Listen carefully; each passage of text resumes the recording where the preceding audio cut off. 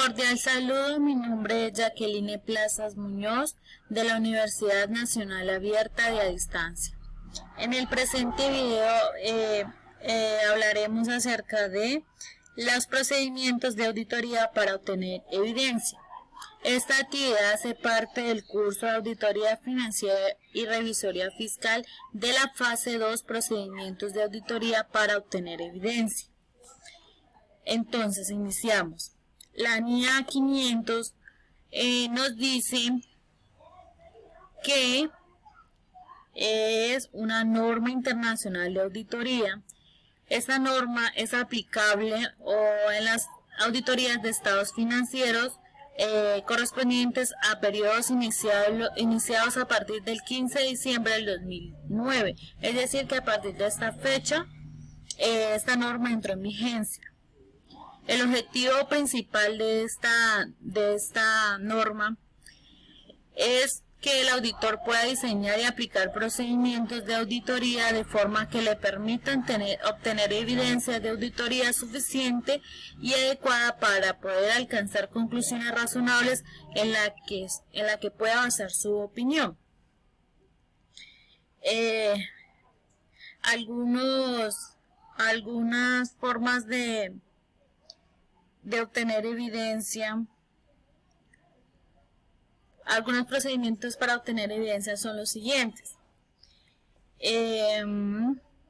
Encontramos la evidencia física, que se obtiene mediante la inspección y observación directa de las actividades, bienes o sucesos.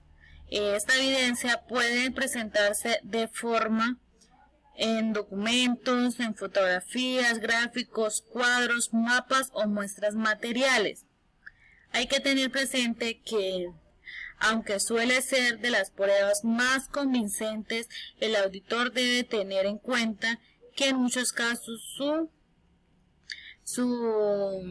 presencia puede distorsionar la realidad, pues como todos sabemos, cuando se hace este tipo de procedimientos, algunos empleados pues ahí sí hacen las cosas como son.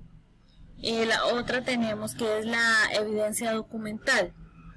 Esta trata de que es de carácter física o electrónico y pueden ser externas o internas a la organización. También hay que tener en cuenta que la información útil no puede estar siempre documentada, lo que exige también la aplicación de otros enfoques. Luego tenemos la evidencia testimonial. La evidencia testimonial se obtiene de otras personas en declaraciones hechas en el curso de las investigaciones o entrevistas. Un detalle importante para resaltar es que en algunos casos excepcionales el auditor no aceptará como viabilidad por sí sola la información obtenida en entrevista, dado el caso que tendrá que buscar material documental que valide lo que se dijo oralmente. Luego tenemos la evidencia analítica, que surge del análisis y verificación de los datos. El análisis puede realizarse sobre cálculos, indicadores de rendimiento y tendencias reportadas en los informes financieros de otro tipo de la organización u otras fuentes que pueden ser utilizadas. En este tipo de evidencia se obtiene ejerciendo el juicio profesional para evaluar la evidencia física, documental y oral. Luego tenemos por último la evidencia informática, que esta puede encontrarse en datos, sistemas de aplicaciones, instalaciones y soportes tecnológicos y personal informático. Para validar su veracidad o viabilidad, normalmente es necesario revisar los controles internos. En entornos complejos será indispensable la colaboración de especialistas en el área de auditoría informática. La selección de los elementos de los que se realizarán pruebas para obtener evidencia. Al realizar el diseño de las pruebas de controles y de las pruebas de detalle, el auditor determinará medios de selección de los elementos sobre los que se realizarán pruebas que sean eficaces para conseguir la finalidad del procedimiento de la auditoría. El auditor determinará las modificaciones o adiciones a los procedimientos de auditoría que sean necesarios para resolver la cuestión y considerará en su caso el efecto de esta sobre otros aspectos de la auditoría. La evidencia de auditoría es necesaria para poder sustentar la opinión, y el informe de auditoría se obtiene principalmente mediante la aplicación de procedimientos de auditoría en el transcurso de la misma, pero también puede incluir información obtenida de otras fuentes, tales como auditorías anteriores o los procedimientos de control de calidad de la firma de auditoría para la aceptación y continuidad de los clientes. La mayor parte del trabajo del auditor, al formarse la opinión que tiene al respecto,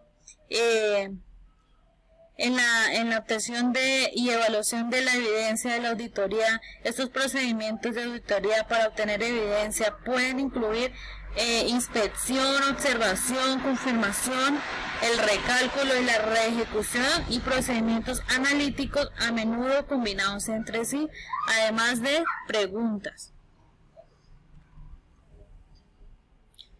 En la NIA 200, la seguridad razonable se alcanza cuando el auditor ha obtenido evidencia de auditoría suficiente y adecuada para reducir el riesgo de auditoría, es decir, el riesgo en expresar una opinión adecuada cuando los estados financieros contienen incorrecciones o errores.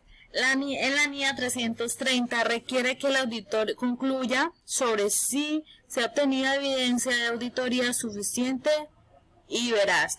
En la NIA 315 y 300 requieren y explican en detalle la evidencia de auditoría para alcanzar conclusiones razonables en las que basar la opinión del auditor se obtiene mediante la aplicación de A. Procedimientos de valoración de riesgo, y B. Procedimientos de auditoría posteriores que comprenden pruebas de controles y procedimientos sustantivos. La NIA 520 proporciona orientaciones y adicionales sobre la fiabilidad de los datos utilizados para diseñar procedimientos analíticos que sean procedimientos muy sustantivos. La NIA 240, por su parte, trata de las circunstancias en las que el auditor tiene motivos para pensar que un documento no puede ser auténtico o puede haber sido modificado sin que dicha modificación le haya sido comunicada. Dentro de toda estos pasos que debe hacer el auditor para llegar a una conclusión, es importante tener en cuenta unos pasos para llegar a tal fin.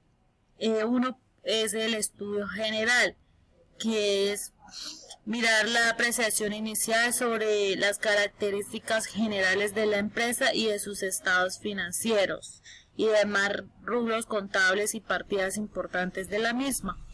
Luego de eso, el análisis, que es la clasificación y agrupación de todas las cuentas de la organización. Análisis de saldo, análisis de movimiento, inspección, confirmación. La confirmación nos dice que es la obtención de una comunicación escrita de una persona independiente de la empresa examinada y que se encuentre en posibilidad de conocer la naturaleza de las condiciones de la misma. Esta confirmación puede ser positiva, negativa o neutra. Luego prosigue la investigación, que es la obtención de datos y comentarios de los funcionarios o empleados de la organización. Luego sigue la declaración, que es la manifestación por escrito con firma de interesados del resultado de todas las investigaciones realizadas. Luego viene la certificación, que es la obtención de un documento en el que se asegura la verdad del hecho Luego viene la observación, que es la presencia física de cómo se realizan ciertas operaciones.